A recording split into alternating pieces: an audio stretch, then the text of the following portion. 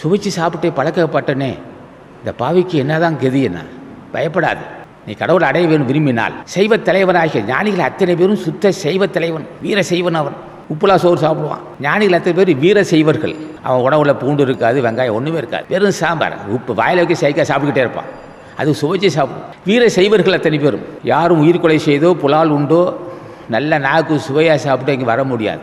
அப்பேற்பட்ட ஆசானை வணங்கி, எனக்கு புரியலையே ஐயா, இன்னும் எனக்கு ஜீவகாருண்யம் வரவில்லையே, என்ன பாவம் செய்தேன் நான், என்ன பாவம் செய்தேன் நான், ஒரு உயிரை கொன்று சுவைத்து சாப்பிடுகிறேன், எனக்கு நீ அருள் செய்யக்கூடாதா என்று கேட்டால் அன்றி அருள் செய்ய மாட்டார்கள். அப்போ என்ன உபாயம்னா, செய்ய மாத 2 பேர்த்துக்கு அன்னதானம் செஞ்ச உன்னை விடுமா? சின்ன விஷயமா? புலால் உண்ணுகின்ற மக்களுக்கு ஒரு சிலர் செய்யலாம். அப்போ அன்னதானம் செய்கிறான். அப்படி புலால் சாப்பிடியா, சாப்பிடக்கூடுன்னு சொல்ல அன்னதானம் செய்கிற மனசு வந்துடுச்சு இல்லை. அன்னதானம் செய்ய என்ன ஆகும்னா, அந்த நல்லுணர்வு மேலோங்கும், புண்ணியம் மிகுந்துச்சு.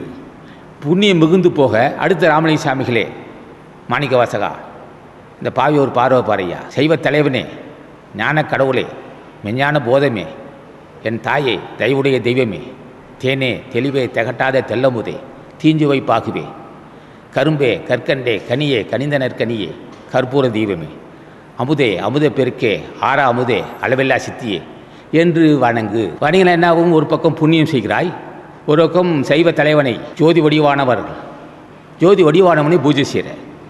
ஒரு புண்ணியமும் பூஜை செய்யும்போது இரண்டும் சேருது, அருளும் பொருளும் சேருது, அருளும் புண்ணியம் சேருது. புண்ணிய பலம் அருள் பலம் சேரும்போது கொனைக்கெடு தானே உடைந்து போகும்.